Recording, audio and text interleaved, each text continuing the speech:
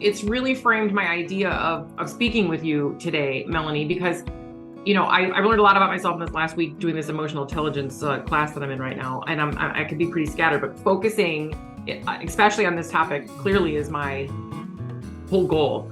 And I feel like the conversation I had about this code gone wrong in the OR makes me even so much more for this particular podcast. I want to get in the mind of an OR nurse, like from the beginning. Like, do you feel your training was adequate? Do you feel your practice is adequate? Do you feel like, how do you feel about it? What is your mindset? I mean, and this is the introduction to our show, really. What is your mindset from, if you can go back to when you first started versus, as you matured as an OR nurse, and the nurses you work with, and then again, we go back into your initial training and then ongoing training, and was there such a thing? Yeah. And from there, what does a code look like in there? Is the response inside the OR just like, are you in your own world? Is it different than the whole rest of the hospital? You don't hit that code blue button. We don't call for help. We manage those internally. That's so interesting. So we have internal alarms that we call. So we call anesthesia, but we're not calling your code blue team or your code, any of those code teams within the hospital. We are handling our own codes.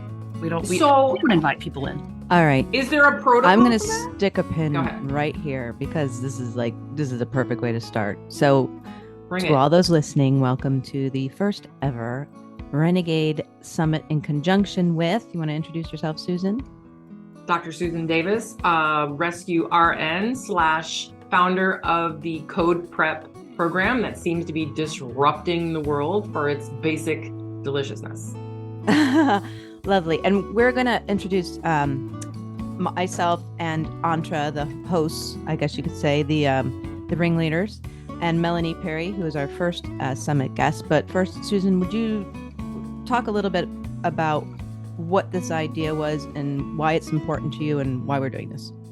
Excellent. Yes. So through the start of my nursing career was in emergency and trauma. And back in the day when I would respond to codes in the inpatient environment, in particularly, I would arrive with all my vim and vigor and show up to find, generally a chaotic response. And, a lot of people doing a lot of things except saving that person's life. And it just really confused me. I didn't understand why, I mean, like the actual steps. I mean, I think I realized that their brains immediately go to all this advanced stuff and they immediately feel like they're not qualified. So they kind of like hesitate. And in this particular situation, it's like he who hesitates is dead. So I found that very I found that I didn't care for it much. So when I went on to my education, I just didn't care. But I'm thinking like, is this I was new. I came to nursing later in my life. And I was new. I'm looking around the room like, am I the only one who sees that this is kind of silly? Like, how long have y'all been doing this? It just flabbergasted me. So it became the focus of both my master's and then again on into my doctorate on in-hospital cardiac arrest response. How do we do it? How does everyone do it? How do they train for it? What kind of resources do hospitals put toward it? And ultimately, what is our outcomes? Because if they look like what I'm seeing, I'm just curious as to what the heck we're doing. So the focus of this today, and through all that, I created a program called codeprep. I was tasked to create a mock code program. So that would be a standard mock code program. And I was about to do that. And then I threw it out because I realized what we needed was a code preparation program, that our teams didn't know what to do until we got there. True or no? Yep. So that's how this became. And I thought, you know what? Y'all, I'll talk to you after minute 6. I want to know, how do we master the first 2 to 6 minutes of cardiac arrest? And what does that look like? Because in my mind, we've all had basic life support. And in basic life support, it's pretty clear what they say. They say, recognize the problem, call for help, begin compressions, and use your electricity. That's all I'm asking. And then you go back in all of our minds, because there won't be a nurse that we talk to or a nurse that listens to this that won't say, they'll go in their mind to their code story and it'll cause them fear and angst and all these kinds of things, because that doesn't happen. So my mission is for that to happen, and it's twofold. Patient outcomes, yes, that's cool. Always our goal. But more importantly, for me, and in my doctorate, it was the self-efficacy of those who are there. Like, how do you feel about it? And how do you feel about it after we give you what you need, which is hands-on, brief, repetitive practice, not rocket science, just the first 2 to 6 minutes, which means you can run the code at better than anyone in that hospital without job descriptions. So what's the problem? So that's why we're here. My vision was I really wanted to share with everyone who would listen their perspective from their lens, because we know how nurses have their specialty areas. How did the code blue make you feel? Because I realized when I started my studying that not everybody thinks like a critical care nurse at all. And frankly, if they wanted to be critical care, they would. So I needed to remove my critical care hat and really get into the shoes of nurses and how this makes them feel in order to help them, which I feel like I have by creating this program. It's now time to bring it to the world, which is why we're here talking with experts like Melanie in her field, OR, which is like a world in its own. Love it. Thanks. That's a great introduction. And this is doubly cool because both Antra and Melanie are OR nurses. So they'll both have, Melanie's the special guest star, but, Antra will be able to chime in and pepper that. And you and I are both have a critical care background, or at least that's where we started. So kind of, this is like the Sesame Street thing. Yeah. Anyway, I don't know. So Antra, we'll save Melanie best for last. Well, special guest for last. So why don't you? You can call me the best. I'm good with that. Well, especially best. Yeah. So my go name ahead. is Antra Boyd, and I am co-host with Karen DeMarco here of the Our Renegade podcast. And I found Susan Davis on LinkedIn, and we immediately hit it off. And that's how she came to us with this idea for a Kickstart My Heart, which is what she just said, a conversation with nurses about their perspective on codes. And Our Renegade is a nursing continuing education company that is blowing up the box of, oh, your eyes on nursing continuing education. Yeah. The requirements. Who doesn't love that? Continuing, you can listen to more about Antra and I. If you go over to the Renegade podcast, you can, or go over to, actually the website only says about me, Commodore Crazy Pants, but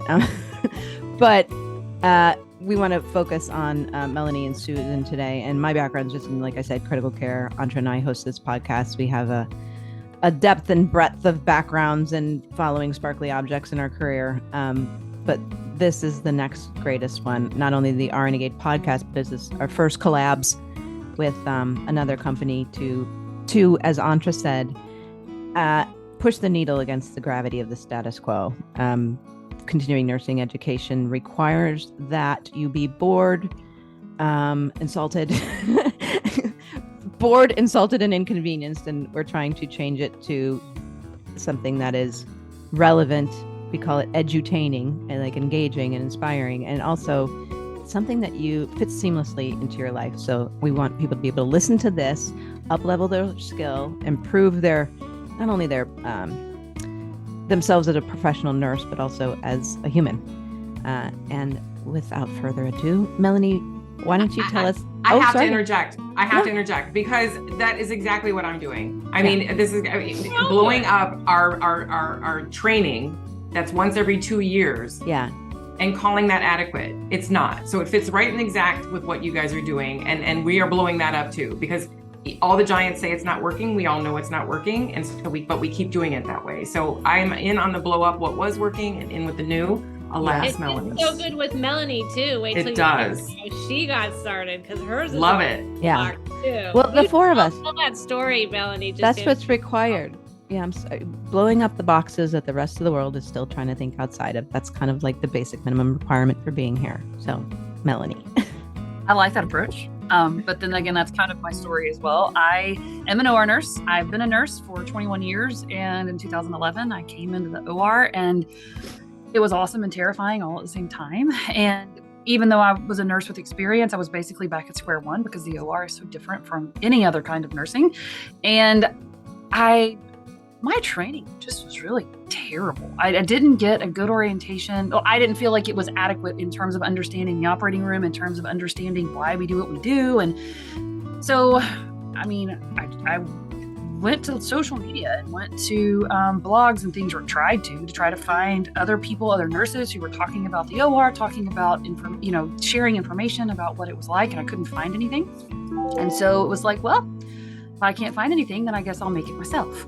And so that in 2018 led to the start of a blog called The Circulating Life, which is all about the operating room nursing. It is my life as an OR circulator, I guess, and kind of a creative outlet to dump all of the stress that we experience in the operating room on a daily basis, but then also a place for me to put all that info out there that I felt like I couldn't find when I was learning and new in the OR. And that led to the start of a Facebook page that's also called The Circulating Life, a very rambunctious group of people, much more informal on that site. Don't be offended if you see a few bad words here and there, because it's Facebook and it's okay, and we know how we talk in the OR, but it's never inappropriate. I don't think. It's just a little more relaxed, but it's a good place to just decompress and have a good time. And then with that following and with that Facebook page, the company that I work for now, First Case Media, the people who wanted to start this podcast that was all about perioperative education, that was all about the same thing, this edutainment. Let's meet people where they are, capture them on their drives to and from work when they're just sitting in their car, and let's talk about the issues that are relevant to the OR. Let's make your practice better through a conversation with the experts who know what's going on. And they wanted to start this podcast, but they were not OR people and they needed an OR person. So they brought me in. And so now I am the co-host and social media manager and content creator for First Case Media. And I pretty much get to do this every single day. It's talk about the OR and hopefully make it better for everybody in our department, because people need to know how awesome we are. Show's over. Fantastic. Show's over. That's rock star stuff. Okay. Totally. All right, now over to you, Susan. You're the running the show here. What kinds of things are we going to be exploring with Melanie and everybody else on this summit? Okay, so again, I founded a program called codeprep, and it has 5 main pillars.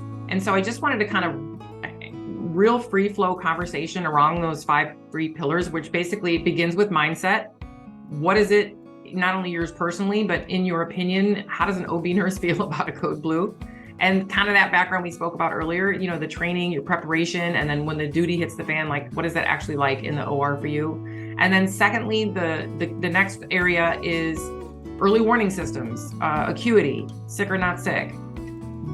Do you use an early warning system in the OR, and what does that look like? And are you able to communicate and recognize when someone's on the table? I mean, they're under anesthesia, some aren't, some are intubated, some aren't. What does that look like?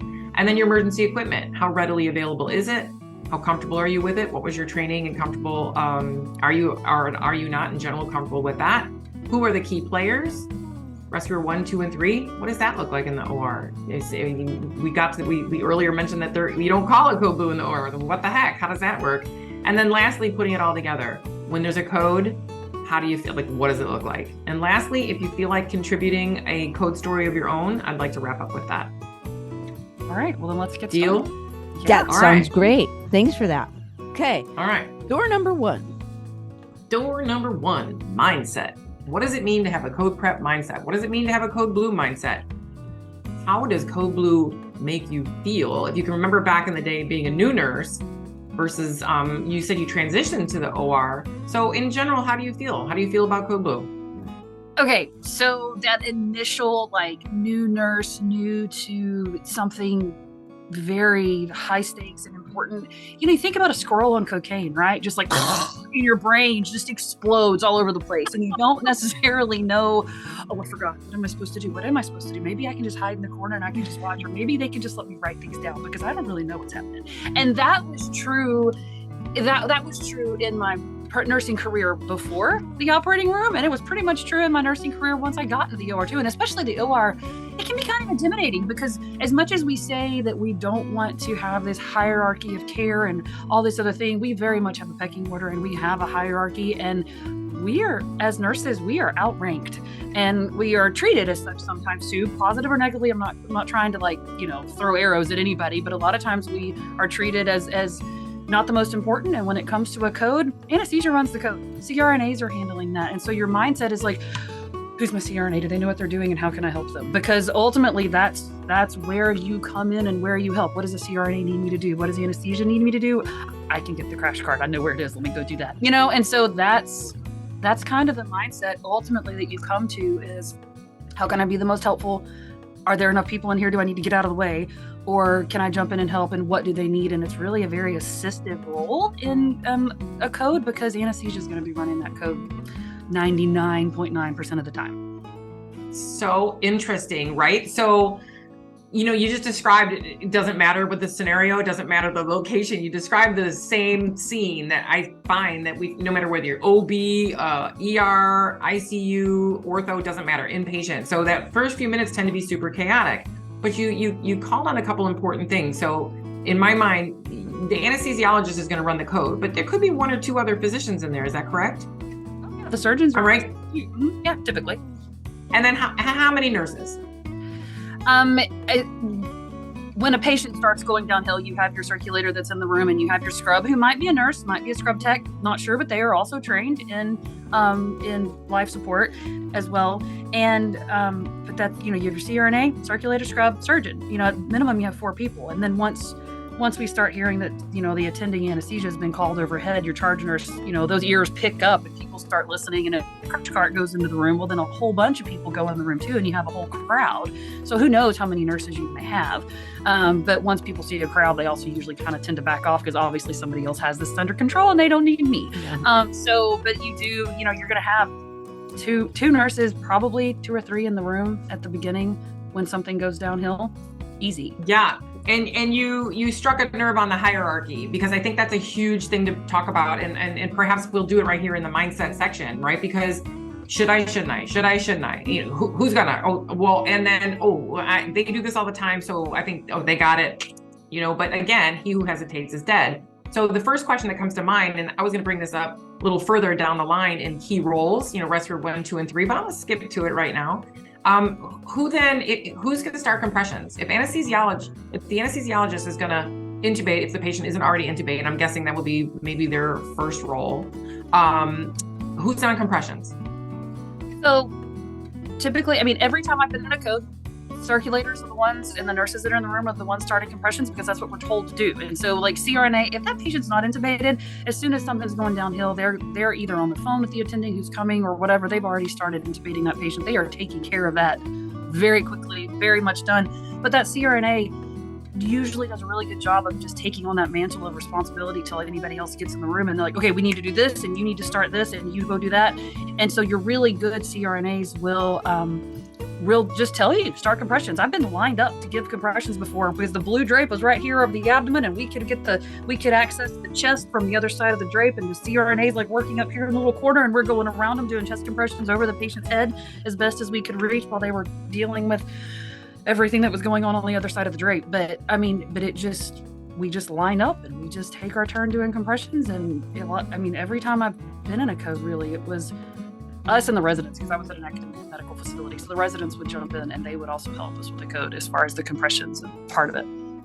So 2 things. One, I can even hear the excitement in your voice just describing it.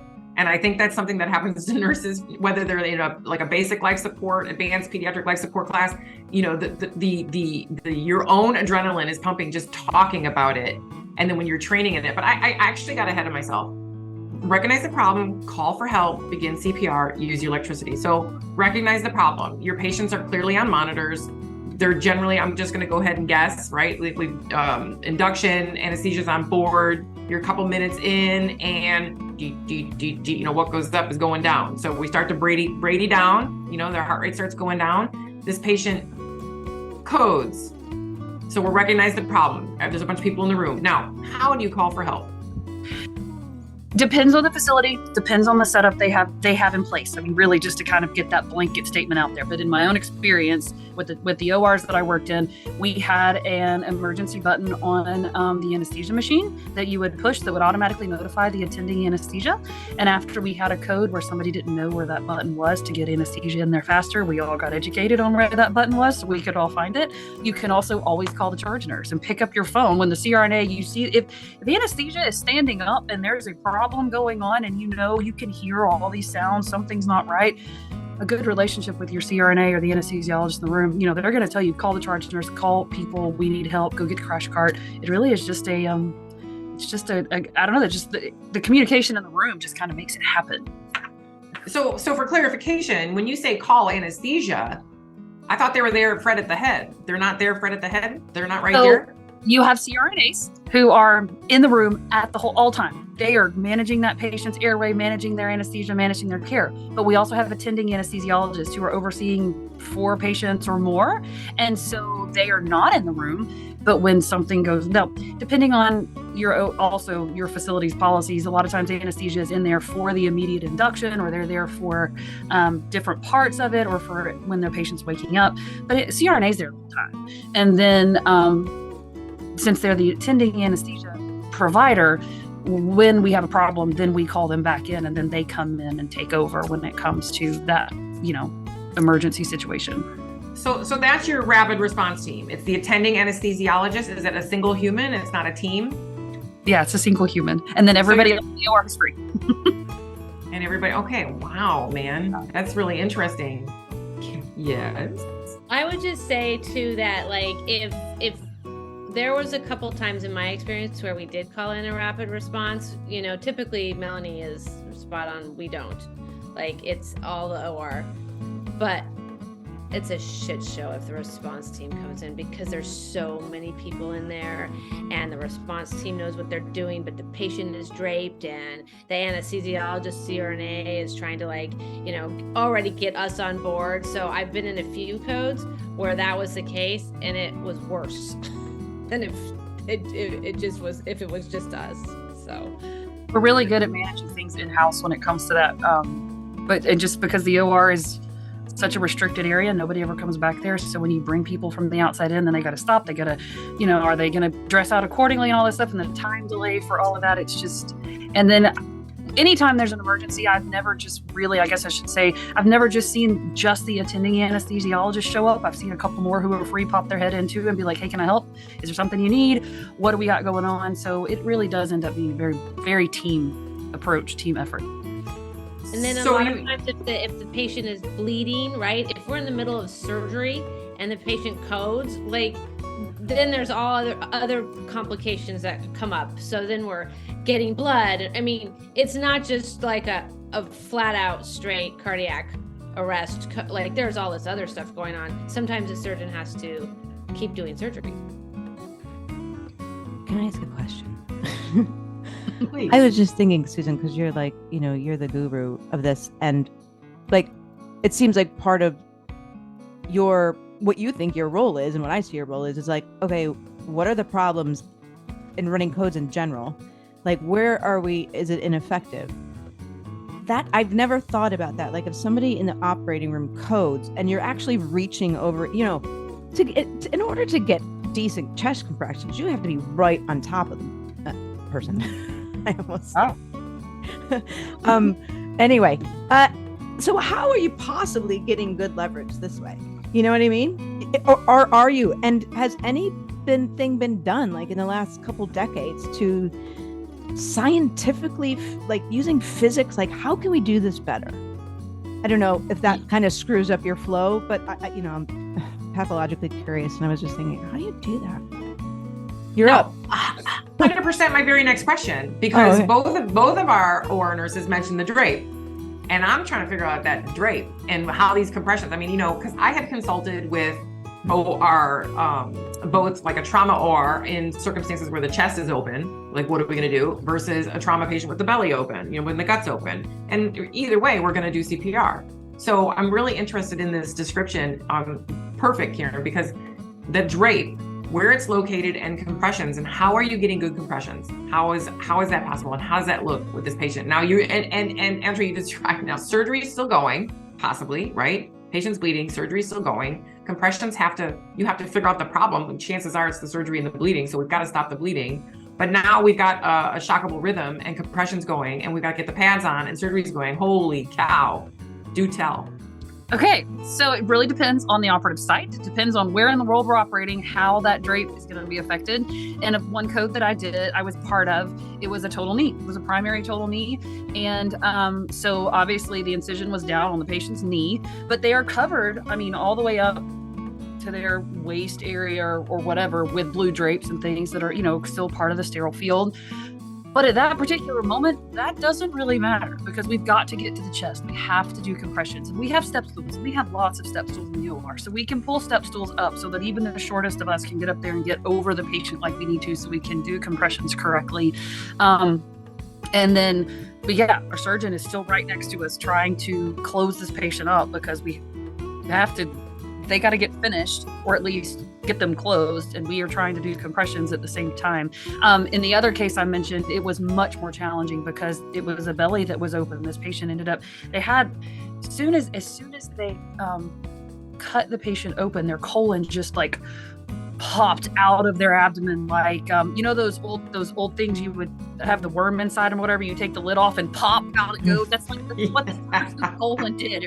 It was never seen anything like it. But anyway, I guess maybe somebody had mentioned the word megacolon, so maybe that is what I was looking at. But anyway, it was all up there, really close to where we needed to do compressions. And so we're all working in this very tight spot up by the patient's shoulders and head where the CRNA and anesthesiologists are, and we're trying to do compressions. So yeah, were our compressions effective? And we had the monitor telling us whether or not we were doing anything, but I don't know that really helped that much. But we did the best we could.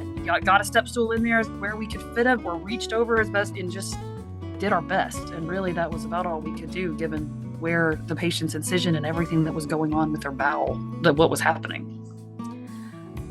Such a unique experience. I mean, the beauty of code prep, when I've adored doing code prep and training people in their various areas of specialty, because it looks different. Something and what I preach quite frequently about the standardization. I mean, you can't, basic life support, advanced cardiac life support, pediatric life support, you don't get to change it. You don't get to make your rules. It just is what it is. We have to follow our steps. Yet, I often describe it like a pot of chili, right? How many times you've made chili and it comes out different every single time. These same exact steps, it comes out different every single time. And you're describing that. I mean, in the OR, where on the body that the patient, and then I imagine all these other people coming in, and like you said, so sterility is kind of out the door when you're dead, right? Yeah, pretty much. I mean, it's either save your life or, what are our options here? We need to break that sterile field in order to save you. We can deal with the after effects afterwards, but let's keep you alive, right? Obviously we don't want to go like digging around and contaminating an open wound, but we want to be observant, but also we have to save your life. So we have to do what we have to do. But I will say, to your point about training for life support, BLS, ACLS, all these, a code just does not look like what you get trained on. The training modules don't prepare you for reality. They just don't, hands down. And so personally, I can go through all the steps and I know that I'm supposed to, back compress and all this other stuff, but what I practice on is never what I've done in reality. And that is a very big disconnect when it comes to running a code. Oh, you ding, mean ding, ding, ding, ding, ding. You mean chest compressions don't feel like they do on that dummy? Yeah, no, not a bit. And doing, when you're doing the back mask and you're trying to, chin thrust and all this and make it work, that mannequin just sucks. I mean, really, it's just not, it's not helpful to me to actually try to do that. Well, and honestly, there isn't any rules or regs on what type of mannequin we use, other than right now that, as of 2015, the American Heart says you have to have a feedback device. That's the only rule. But if you look at the mannequins out there in the world, they could be anything from a blow up, $10 version to a multi-hundreds of thousands of dollars in a sim lab, and so, and what works, low fidelity, high fidelity, in my opinion is whichever one you choose, if you just use it, it'll work. It's almost like a diet exercise program. Yeah, looks real tough. I'm like, but I'm not getting the results, but you're not doing it. So, right. So to your point, quick summary about our education as nurses, right? So back in nursing school, nursing like 101, right? Adult 1 or adult 2, you might have had a chapter on cardiac anything. It was like you went right on, like cardiac, pulmonary, you went right on. We might have learned the 3 or 4 basic strips. And now you're supposed to be an expert in reading cardiac rhythms, and then throw a little panic in the mix because someone's happened to be dying, and now you're really supposed to know these rhythms. You're supposed to understand and know that's a shockable rhythm, not a shockable rhythm. But we did talk about recognizing the problem, right? I think it's a little different in the OR because, of course, everyone's on a monitor. And you do have your anesthesiologist at the head, and you were monitoring so closely. So, okay, whatever we did, this person's tanking. So recognizing the problem is a little bit different from you guys. And I'm going to guess, sick or not sick, my favorite word, acuity, which is maybe a whole nother podcast on the word acuity. But depending on where you work, the word acuity means a whole different thing, right? Somewhere in nursing, we decided it was a good idea to mix assignments based on acuity, which really means tasking. So certain patients, you'll get so many patients when you come in with your assignment, and they'll call it a high acuity patient, but it really means it has multiple tasks. This lovely human, my mother, is tons of medications, 3 assists to the bathroom, peg tube, blah, blah, blah, wound changes, and that makes this patient high acuity. Well, when I talk to patients, like people like that, staff, nurses, I'm thinking like, but in my world, acuity is sick or not sick. Like if they're sick, we need to be talking about that as acuity. So that's a whole nother conversation, but yeah, in the level of fragility. Like for instance, an intubated patient in Karen, in my world, if they're intubated, no matter how much comorbidities they have, they're low acuity for us. We got it. Like they're good. That would be a green on my codeprep scale. Like that patient would be a green, like steady Eddie. That's baseline for that patient. So that I'm moving into the visual acuity. So codeprep has what's called a visual acuity. I created based on my medic training and a cross-room assessment based on respirations, pulse, and mentation, perfusion, if you will. So cross-room assessment, 10 seconds or less. Sick or not sick? Are they breathing okay? Is their skin, what does their skin look like? Because we know what sick look like. And if they look like, I'm not so sure about this one, that's your gut kicking in, that's a yellow. And we notify charge. And then the red is truly, like a red is they are sick. Like they're sweating. If your patient's sweating, you should be sweating. So really clear, but it's not just for nursing. And what I discovered in my research is a lot of hospitals implement early warning systems, and they're a software that's for nurses to chart. Some of it gets fed in from the back, like trending vitals, trending labs, but that information is only as good as it's being fed into the computer. Now on a floor, that's gonna be a lot different than in the OR. So is there such thing in the OR as an early warning system? Something that helps you, other than your anesthesiologist, warn you that, hey, pending doom. So actually, yes, but it does go back to anesthesia once again. That ASA class that our patients are given, ASA 1, 2, 3, and 4. Patients in ASA 1, they don't have any comorbidities. They are a relatively healthy patient. They are here for something probably elective, no big deal. And then it goes on up from there. And ASA 4, holy crap, I don't want to be in that room with them if we're intubating them, because they are much sicker patients. There's a lot more risk, a lot more involved. It's just, so that is, I guess, what an OR nurse is cued into when it comes to our patient's acuity level or health level or level of fragility, whatever it is you want to call it. If they're at ASA 1, sweet, this is going to probably be easy, except, that's not always the case either. You can't assume that. And so it just, that's what we go off of. Can you please tell me what ASA stands for? ASA it's a physical classification system. Let me see what the actual ASA, it's the American. That's okay. I don't need to know exactly, but basically that's what it is. So yeah. American Society of Anesthesiologists, physical classification system. Got you. Thank you. Antra. And I would say also too, like Melanie is, that in my experience is exactly right. That's the level of fragility, as Karen would say.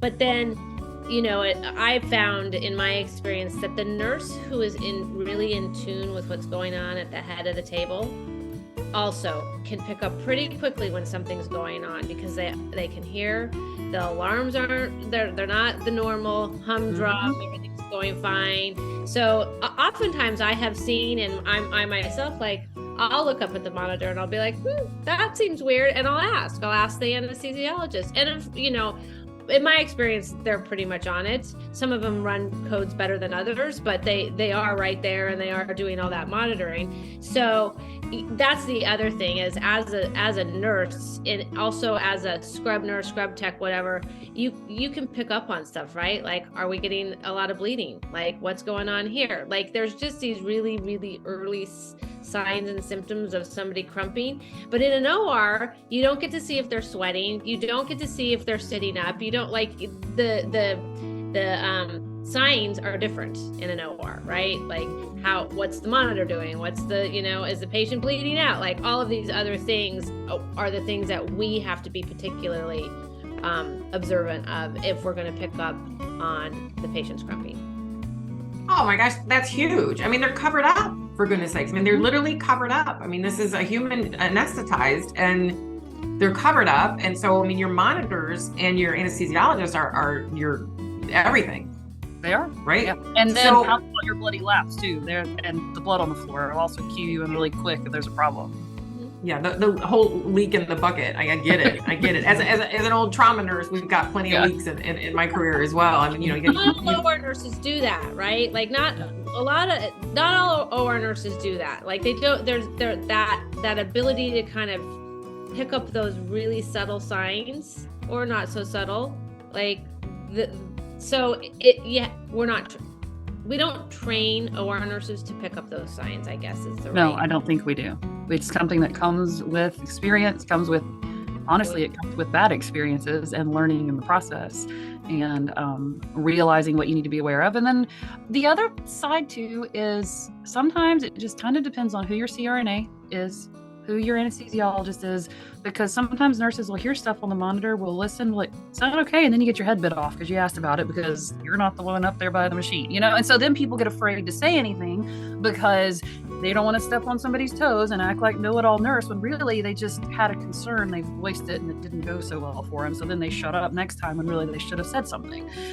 So it's just a lot feeds into that comfort level of being able to just speak up and say, hey, I don't think that sounds weird, are we okay, and people being comfortable, not that they're necessarily questioning their work as the CRNA or anesthesiologist, they just want to make sure the patient's okay. And sometimes that comes back to haunt you, but not all the time.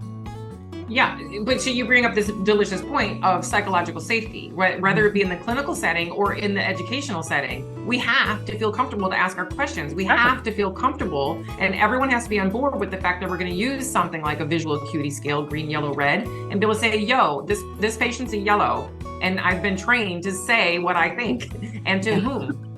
And so it goes back to that hierarchy thing. That's literally crap. Because it prevents the free flow of more than one set of eyes, all with the same goal as this patient's outcome. So the visual acuity really is a buster, and it's not just for the nurses. It's anyone in that room with basic life support. We include everybody because every set of eyes counts. Kieran. I think that it should be a whole semester in nursing school, like a course about fostering the nurse's courage to be disliked. Because you still have a changing of the guard in the older generations, right? There's going to be, it's a cultural thing, but something that makes them unf-withable to what Melanie was just describing, like psychological safety, like something that makes nurses bulletproof. I mean, think of not only how far that would go in changing the culture. Like if every nurse was trained in like conflict resolution, but not like, the check the box kind that we get, like really deep, fostering the courage to be disliked. And not only how that would change the entire culture of the medical system and nursing in general and improve lives, but patient safety, not improve their lives, but think of what it would do to patient safety. How many patients died because a nurse was berated into not saying something one too many times? I don't know. I know that's just like a, just for, it's that could be a whole nother topic of discussion, but just for everybody listening, just as a mental exercise, think about that. How many people have died because of what you just said? That's why we're here. That's why we're here. Should I? Shouldn't I? I think I can, but then they don't. The average response time, you guys, now I'm going to pop out of the OR for just a half a second, but in the inpatient environment across the country, the average response time for rapid response teams to arrive on scene to a code is 4.3 to 4.5 minutes. Now, we all know compressions need to begin within a minute and electricity should be used within 2. So that actually runs us right into our next topic is emergency equipment. So you did describe if someone's grabbing the crash cart. So I'm going to assume that if there is not but figure out, and that the crash cart's not in the room, it's not in the surgical area. So it's outside of the room. So that has to come in. And then who in that room tends to handle the defibrillator? I hope not me, to be completely honest, because my level of comfort with it is minimal. But yeah, for the ORs I worked in, we just had one crash cart for all of the ORs. I mean, I'm sure that ORs that deal with patients who are more sick or, they need more, they probably have more. But we almost just had one, and it was centrally located where you could grab it quickly. A lot of times our board runner, if they knew that something was going on, they were the ones, leaving their post, running the board to go grab the crash cart and bring it in, or the circulator in the room was being sent out to go get that crash cart. And as soon as anybody who's free in the hall sees a crash cart going down the hall, people come flocking to see what's going on, hopefully to also help and not just, rubberneck, but they want to know what's happening and see if they can help. But yeah, if I had to go get the crash cart and I'm running in there, I'm happy to help. I'm happy to do compressions. I will grab some paper and I will write notes, or I'll write them on my pants leg, but I didn't ever want to grab the defibrillator because I was not comfortable with that. I mean, I had to check it when we had to sign off that we checked it every day, so I could turn it on and get the little readout that you needed to make sure that it worked every day. But actually putting it on a patient and using it, I don't think I've ever done that, because somebody else would do it. Anesthesia, they were the ones going to be using it, but it wasn't me. And so my comfort level, just to be completely honest, is 0. Okay, so this is a delicious, again, I think I've used the word just delicious too much. Would you guys give me a if I ever say it again, please? You're so delicious. I think it's my word of the day. I don't know why. I've been typing it today. I'm like, you're so delicious. I'm like, what's up with me? Anyway, you brought up an amazing point, and this is one of my huge soapboxes, and it's just that. At what point in our careers do we become comfortable with the defibrillator? And the point that I'd like to make, that I make to the whole wide world, once again, if you could be a grandma in the mall or an 8-year-old kid and grab an AED, call for help, grab an AED, you push the buttons and push the button. Why aren't we doing that with our manual defibrillators? Because there is, in fact, one button on every manual defibrillator that turns it into an AED. So therefore, in less than 10 seconds, anybody with VLS can run that code, recognize the problem, call for help, begin compressions, put those pads on and mash that button. But we wouldn't dare, right? For all the reasons we've discussed already thus far in this, just the short time we've been together. But Melanie, what you just described is what I'm gonna guess, outside of, I call them crackheads, ED, ICU people who do it all the time. And frankly, whether you're in the ER or the ICU, there's usually just maybe 2 or 3 crackheads on that unit that run to these things. And everybody else is like, yeah, you're good, girl. I'll watch all your patients. You take it. I'll do your Foleys and IVs for a month, kid. It's all you. Oh yeah. And that's how it goes. But being comfortable with that piece of equipment is the difference between life and death. Literally. I mean, have you ever been trained on the analyze function? Any of you? Analyze function? Oh yeah. Yeah. Frankly, as an ER/trauma nurse, I never even knew it existed. I didn't even know it existed. I actually argued. I didn't know. But if you look at the front of a defibrillator, it actually literally has, I call this like the greatest cheat sheet in all nursing studies of all time. It literally has step 1, turn it on. Step 2, push either analyze or charge. Step 3 is the glowing red button. If it's glowing, you clear, push it, and poof, repeat. That's how you save someone's life. So instantly everyone's brain goes like, oh, I'm not into cardiac rhythms. I'm out. But if you just push the damn button, we're in like Flynn, we're running this code. But I think what is confusing in the OR, and Melanie, you tell me what you think, is that, there is that dependency on the anesthesiologist. I don't know if it's a dependency. It is the way it is because they are managing airway, they are managing all that stuff. So I don't know, as an OR nurse, like I could use an AED. Like you're right, it's 1, 2, 3. It's super easy, but I don't know that I would run into the OR or be in the OR with an anesthesiologist and a crash cart and then just put those things on there and do that without his or her direction. And oftentimes, if they're not comfortable running a code, which some of them aren't, some of them are brilliant. It's like, you do this, you do this, you do this, and everybody's good because everybody knows what they're supposed to do. But I wouldn't necessarily go to that first. And then when you're talking about the time it takes, to actually save a life, there's a total disconnect there. Right? Because if the anesthesia, I would never, ever go in there, put those pads on, do the 1, 2, 3, 4 without the direction or the okay approval of the anesthesiologist as an operating room nurse. Do you agree, Melanie? 100%. I would not do it if I was not told. Yeah. So well, and that's brilliant. And of course, you're bringing us into your environment, which is so different. But I'm wondering, is it so different just at this moment, no matter where you are? Because almost every code I've ever been, and Karen, you can, chime in on this if you would. I've never been to a code where there wasn't 2 or 3 providers there. And quite often, like you said, Andrea, sometimes they're rock stars and sometimes not so much, sometimes not so much. So I always train like no harm, no foul. Oops, sorry, doc. Oops. And we push the button because all of a sudden it's going to say shock advised, clear the patient. And then bonus rounds while it's charging. We get some bonus rounds in, which is also something that's skipped. We're not trained on that, Susan. If that was part of the training, then I would totally supersede an anesthesiologist who hadn't said anything yet.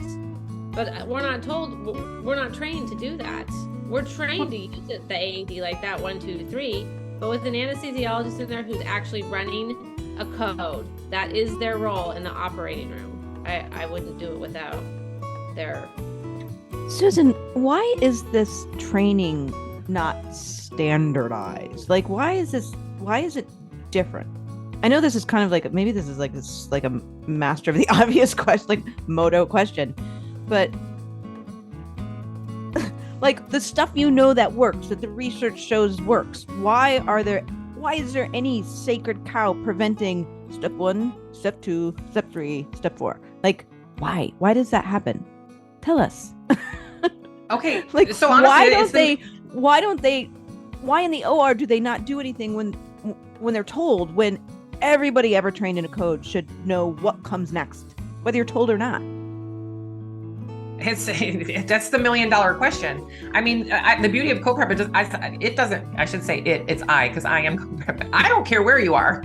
You can't change basic life support. And I think that's my biggest platform, is to just recognize the problem, recognize the problem, call for help, begin CPR, use your electricity. Stat, 2 minutes or less. And then after that, whatever rules you have in whatever area you are, I always say, great, they can kick in as soon as you arrive. Yeah. But we're going to be rocking this thing out from that very start. But I feel you, because that's the same feeling and behaviors that we see no matter where it is in a hospital setting. Yeah. Right. So your whole goal for doing this is to end these stigmas and, understand what is happening in an OR and how OR nurses, what they're facing, to end that and to give every nurse a confidence that this is what you do, because they don't know that, because of the sacred cows. That's what leads to the unconscious self-consciousness, or the whatever that thing that went out in our letter. Yes. Yeah. So is your hope that nurses listening to this, OR nurses or otherwise, what is your hope from this? That they go to their nurse manager? I'm just curious, that they go to their nurse manager and say, hey, listen to this lady and let's get this all standardized so we can all have confidence in codes, when we all know step 1, step 2, step 3, step 4. Yeah, is that I feel like question out of context? I'm sorry. Karen, not least. I feel like, here's the deal. You ready? I am the permission. I speak the standard of care. That is my language. And I don't care where a code is. I speak the standard of care. The training we're doing is not enough. We all know this, okay? Once every 2 years in a land far, far away from where the duty hits the fan is not working. And it has not been working. And all the giants in the whole wide world, they say, buy our amazing program because we're the number ones in the world.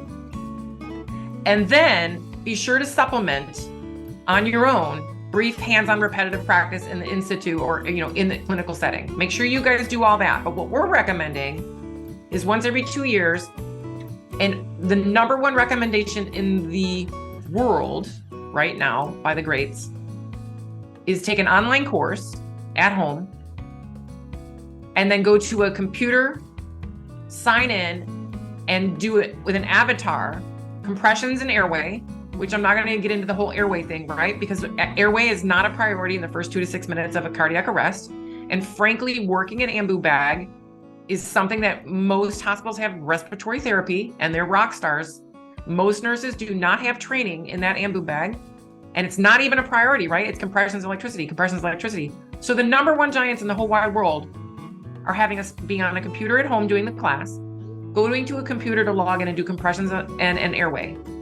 And now we're going to go into our OR and have a code and wait for the anesthesiologist to tell us what we can do. So I don't know. Do you guys see a problem with that?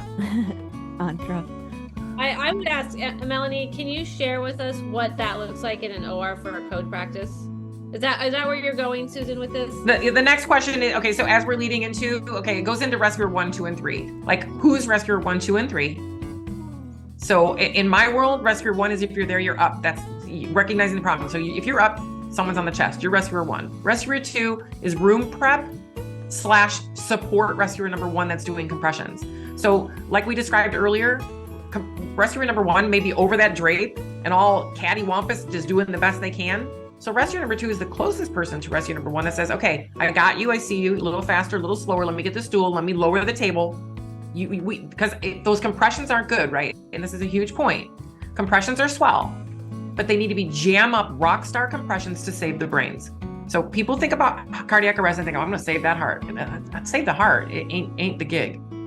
We don't want them going to the ICU, we want them going home.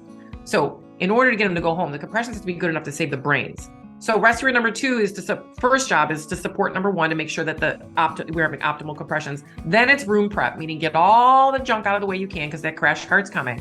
And respirator number 3 is the crash cart grabber. Crash cart grabber shows up. Now respirator 2 and 3 are going to place those pads, turn it on, and push the button.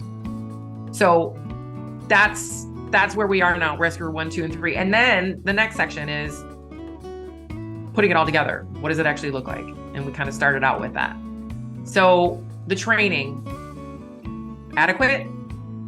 No, I want to know, Andra, after you went through 1, 2, and 3, Andra got this smile, and I'm so curious as to what caused it. I know.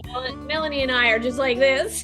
So I wanted to hear what Melanie had to say about respirator 1, 2, and 3, and because I know like anesthesia runs the codes. They just do. And so like you talk respirator 1, 2, and 3, CRNA, anesthesiologist, whoever is at the head of the bed, they're going to see that there's a problem. The nurse might cue in if they are really on their toes that there's something going on, but anesthesia is going to be like, hey, I need this, I've hit this. They're going to communicate with you for sure. They're certainly communicating with the surgeon that something's going wrong with the patient. So if you're paying attention, you're going to know this. But like CRNAs, they by default, they're there managing that patient's airway and keeping them alive for surgery. So they are your at rescue. They are your number 1 person, right?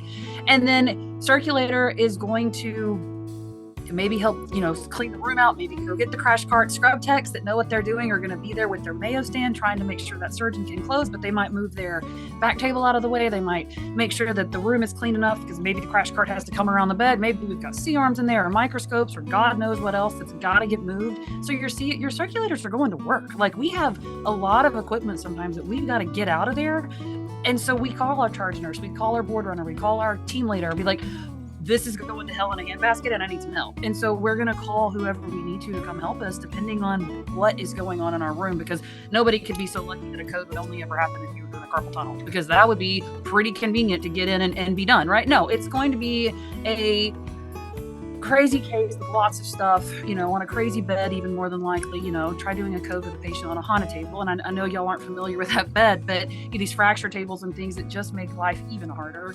But so when it comes to who's rescuer 1, 2, or 3, it's like, yes, whoever the team in the room is, we are it, we are them. And then we're going to call the attending anesthesia. They're going to come in and they'll take over with the CRNA for running it. Nurse is getting the crash cart. We're making sure that somebody is taking notes, because that does kind of fall to us to chart all this and make sure that times are accurately documented. But like, the patient's connected to monitors already. We've already got EKG and all this other stuff running. So it's not like we're going to hook up pads to get rhythm, because we can get it from what they've already got. So I don't know how that plays into your, knowing your rhythms or letting your defibrillator read it, because we've already got them hooked up. So we might not decide to do anything until we do need to shock them, because we're reading it off of another machine. Yeah. So the defibrillation pads, you guys have the leads on the patient, but the defib pads will not only read the rhythm. So you've got two screens. Once the defib pads are on, you're looking at your monitor, and then the defib pads are reading to the defibrillator. But you got to put the defib pads on in order to shock. So sometimes if it's the patient looks like, so we've already decided, green, yellow, red. Our patient's a yellow / looking a little red. Might be a good time to bring that card. And this is part of CodePrep. Might be time to bring that card in and get those pads on, and have that patient on the second monitor, the defibrillator. So that's preemptive. So let me ask you this: being preemptive, knowing this patient's a red via conversation of the people in your OR. And okay, so maybe 1, 2, and 3 is not, and it's never, by the way, it's never year 1, year 2, year 3. That's a whole nother conversation about code roles. And many hospitals have code roles. So 1, 2, and 3 is just the 3 key roles that need to happen in those first 2 to 6 minutes. And I don't care who it is, but if you were to drill, and my question is this then, so the code prep drills are 2 to 6 minutes, respiratory 1, 2, and 3, just so that those key items we know are handled, like it's got to be handled. So would you think something like drills, who's going to do compressions, who's going to grab the cart, who's going to put on the pads, and are we going to push the button? Do you think that would be helpful? Yeah, if you brought in all the different players in the OR to do it together, because a lot of times, this is my experience, I can't speak for other ORs, but in my experience, anesthesia had their own meetings and they did their training. Circulators and techs had their meetings and they did their training. So circulators and techs can be trained all day long to do X, Y, and Z, but when you get in the OR and you're also working with anesthesia, they have to be trained together if we're going to work together as a team. And then the group training rarely anyway, happens. And so that is where I think maybe the disconnect is when it comes to that 1, 2, 3, and 4 and the steps that need to be followed and how they can piece all that together, because our roles stay separated when it comes to our training. Yeah, excellent point, right? Because, sorry, Andrea. No, it's okay. I was going to say that's a really good point, because that is the problem. You go in there, they're running the code, they're going to assign you your role, and we don't train with them, and we don't normally train. Okay, that's the first part. Yeah. If we were all on the same page, it would be so nice to be like, okay, we know, Melanie and I know what we got to do right now. 1, 2, and 3. That's it. Get the, crash cart, put the pads on, right? Like, we know something's wrong. Exactly what you're saying. Like, I could do that. I was never trained to do that. And that's the discussion. That's why I'm the permission. See, I come in there and I rough them up. I'm like, you asked me to come in here so I can look at what you're doing. Is it working? Okay, no, that's why I'm here. So let's take a look at what we can do to make it better. And it is the permission. You guys have to, I usually go in there because I remember when I first started CodePrep, you guys, I'd be sitting at a table with a bunch of intensivists. I'd be like, okay, so they're gonna be pushing that. They'll be shocking, within 2 minutes. There will be no shocking before we get there. I was like, oh, and your name was Dr. I'm sorry. You wanted them to wait for you? Is that what? I just want to write this down. Dr. Whom? Oh. Okay, so you want them to recognize the problem, call for help, begin compressions, and then wait for who to arrive? You? The critical care team? I'm just confused. I want to make sure.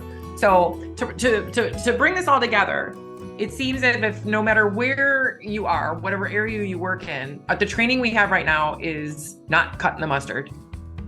And I don't know about you, but brief hands-on repetitive practice where it's just the meat and potatoes. This is truly, you guys, let's not make, to Karen's point. Why is what I'm saying novel? Why is what I'm saying something we've never heard before? And why is what I'm asking some big crazy thing? Because it is the standard of care and has been for 100 years. I just think maybe I'm having a louder voice and I'm not giving up. I'm not stopping. I'm not going back to work and waiting for the next code. That's just not what I'm doing. And this is the whole point of why we're doing this, to inform more nurses. This is the problem. This is a solution. And using the artistry of common sense. Wouldn't it be like every first Thursday of every month, every shift, when you start the shift, you do a code prep, like before you take 6 minutes or 10 minutes before the next case. But, the charge nurse is responsible to ensure that every Thursday, or like everybody goes through the code prep once a month, it doesn't seem like it would be that difficult if everyone saw how important it was. and hopefully that's, something this will. Just really quickly, I want to know from Melanie, what, in your opinion, why do we not practice in the OR? You would think that would be like the no-brainer place. Do you have any opinion about that? Well, a couple. Actually, I have opinions about everything, right? But one of the reasons is because I think we lull ourselves into a sense of confidence. Oh, we only do elective procedures. That's not what happens here. Our patients are healthy. They're doing, primary whatevers. Or we only ever do ASA 1s and 2s, so we don't deal with the 3s and 4s, so we don't need to worry about a code or whatever. And I think that's a false sense of security because you never know how a patient's going to react to anesthesia, and you never know what's going to happen once you push those meds. And holy crap, now all of a sudden we have a code on our hands. And so I think that's part of it. The other part of it is I think that ORs are so pressed for time. We are constantly pushed. On time starts, get this room turned over, start again. One OR that I worked in would not even give us time for a monthly meeting because we could not delay our start times in order to have a meeting because our surgeons weren't willing to wait. So we didn't have time to bring everybody together to do anything. And we had to always meet on an afternoon if we happened to have finished cases early and kind of hope that this would happen. But our surgeons were not accommodating to having internal employee meeting time ever. So it really depends on your facility and how much your facility pushes and demands for a monthly meeting or whatever you do for your facility. The last facility I was at did. We had a delayed start on Tuesdays. Every Tuesday was our monthly meeting. We did not start cases till 8. Doctors could just go to breakfast or see their patients early or do whatever because we weren't starting till 8. Every other day we started at 7. But every OR is not like that, and every facility does not have that luxury. So if you don't have the opportunity or the education time worked into your surgery schedule, you're not going to get it. It's just plain and simple. Time is money. Yeah. Time is money in the OR. They do not want to sit around practicing codes. That is not important. Well, frankly, that's the answer I get everywhere. How much time is lost in codes that weren't? Oh yeah, absolutely. And money. Yeah, and that's a common feedback that I get is, our nurse is already overburdened. No, we don't have any time. I said, honestly, this was developed as like a no bitch zone. It's 2 to 6 minutes, and every time, you guys, not just sometimes, but every time that this is implemented, lives are saved. Every time, because it's just silly. Yeah. So to your point, Karen. The model that I have developed, you can do the modules, basically what we just covered. Mindset is 20 minutes. Your emergency, visual acuity, that's 10 minutes. Emergency equipment, getting familiar with it. Step 1, 2, 3, really tricky, 10 minutes. Respirator 1, 2, and 3, 10 minutes, and then putting it all together, 10 minutes. It's an hour, and then the drills are 2 to 6 minutes. So I've done tons of research on how often should we do these types of drills. And it's everything from, well, frankly, the research shows that after any of the, let's say basic or whatever life support courses, like anywhere from 2 to 3 weeks, we lose that information. I mean, people are like, I don't know, 30 to 2, I got this. Believe me, I do this all the time. No, we don't. To your point, Melanie, it's a low frequency, high risk. Cardiac arrest is not convenient. It doesn't give a crap where you are, and it doesn't care what your job description is, frankly. It's just you're up. So you're respirator 1, 2, and 3. So what I have proposed is that, weekly would be my answer, but monthly for sure. And people can stretch it to Q 6 weeks. But most hospitals do quarterly and then at a random, if you're not working that day, then you didn't get your practice. So codeprep is developed where everyone, the codeprep cart would be up for a week, the whole week. And everyone who comes for every shift has to sign off on respirator 1, 2, and 3 once per shift. So that's 6 minutes per shift during that week. If you're doing 3 shifts, or it's different in the OR, right? You guys are Monday through Friday. You've got weird hours, right? Regular early morning into on-call stuff. I don't know. It's crazy land in there. But whatever your schedule is like, you would have to get respirator 1, 2, and 3 in during that week. It's like a code prep week. And then it goes away, and then it rotates back around about once a month. So it's frequent, ongoing quality improvement. Seems so easy and common sense. I just it kind of blows my mind listening to Melanie and everything she says. Like, yep. That's why I call it pushing the needle against the gravity of the status quo. It's come on, it's so easy to.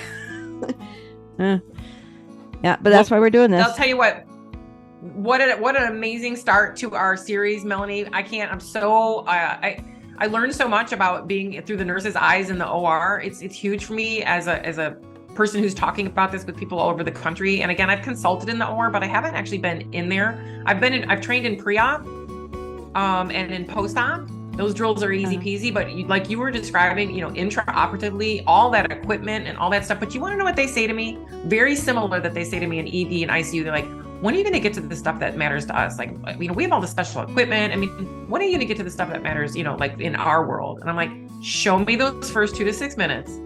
You can have from 6 minutes on rock star status. Just give me the quick, like that glowing red button. Push it. They're like, which one? I'm like, the glowing red one. Push it. Push it. No, the glowing red one. Push it. Yeah. So, you know what else I learned from you guys that I've actually put in the chat box that I wanted to ask, but we're out of time. But just as a statement, I saw this OR nurses learned helplessness because everyone's in there already. Like, why do I need to? Everyone's got this. We got the anesthesiologist right there. And it's like a false confidence. And then when it really happens, they're probably the ones that feel the most insecure and want to hide in the corner because, wait, everybody's supposed to do this for me. How much better and more confident would they feel if they even if they didn't have to, I would know what to do. If I had to, I would know what to do. And they don't get that. Brilliant wrap up. And to close this, I want to say that I think, the title of my doctoral work was codeprep, unit-based resuscitation skills for nurse and interprofessional self-efficacy, right? I didn't even want anything to do with the numbers. I refuse. I don't care about time to first compression and first fib and first epi. I want to know, how do you feel? And how much better do you feel after practicing? And just to Karen's point, even if you don't use it, if you happen to be in a code, I want you sitting there feeling like, I got this, rather than, oh God, oh Lord, please not me today, number one. And number two, and most importantly, I want you to go home knowing that you did everything you could. And you go home to your family, ripple effect, not the mom or dad that's like crushed internally because we lost this patient because I stood there and shouldn't I? Who's supposed to, who's going to? Good anesthesiologist today, not a good one yesterday. I don't, But I go home to my family and I cook dinner with this, sense of pride. And I did everything I could. That's to me very big. To that, I so appreciate your transparency, Melanie, about feeling like, in my experience, I'd be, it was a cluster and it was uncomfortable and I didn't feel prepared like that. I think that's like, you're going to give so many nurses permission to talk about that same thing. It almost makes me teary. Yeah, and it's so important because so honest about it, and so like that just really touched me that you were able to just say exactly what you're. Well, I'm glad that. Huh? I said I appreciate it. I mean, I just shoot it straight. I mean, there's no point to me anyway in hiding behind a false sense of bravado or whatever. Because, dude, I mean, a lot of us are scared, and a lot of us codes are terrifying to us in the operating room because of that.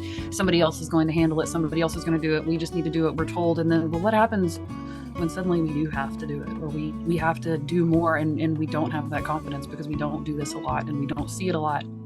It's hard. Yeah, Susan, I want you to wrap this up, but that was brilliant what you just said, Antra. Like, and especially, and what you like, OR nurses, young or old, they look at your experience, Melanie, and that you've got this blog and you got this podcast, and your shit, and then, wait, you're scared too? Oh, at least it's giving them the confidence to say, I'm scared. I want to be better prepared. To go to their charge nurses and say, I want to be better prepared. I don't want to go home thinking I could have done something I didn't. Brilliant wrap up. The vulnerability is something that I think, I thank you all for wrapping it up with that, because that's, if we don't talk about the vulnerability and how we feel authentically, then we're just perpetuating what was. I mean, we've got to talk about it. So just bravo. Thank you so much, Melanie. It's amazing perspective. It really will help me. And I know it will help nurses, whether from the OR or not. And we want them to go to the OR, right? Absolutely. Yes, we do. We want them to go to the OR. So we're going to train them. Yeah. All right. 4-way fist bump. Ready? That was so cheesy. Thank you. Okay. Bye, everybody.